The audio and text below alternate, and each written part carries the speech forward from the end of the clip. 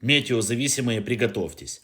Мощные магнитные бури, которые произойдут в 25-26 годах, могут обесточить Землю, пишет Daily Mail. Солнце вошло в новый цикл активности, который будет сильнее предыдущего. Мощные потоки заряженных частиц могут вызвать перебои с электричеством, сбой работы спутников и GPS, а также нарушить работу интернета. Досмотри до конца данное видео, и ты узнаешь, чем это нам действительно грозит.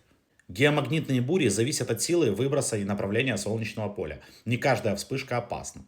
Ученые НАСА постоянно следят за Солнцем и заранее предупреждают о рисках. Наибольшая угроза – перебои в электросетях, сбои GPS и спутников, а также влияние на полеты через полярные маршруты. Солнечные циклы повторяются регулярно. Это не катастрофа, но требует готовности. Даже в пик активности идет волнами. Бывают всплески и периоды затишья. Так что не переживаем, все, что нас ждет, это легкие недомогания и, возможно, какие-то короткие перебои с интернетом.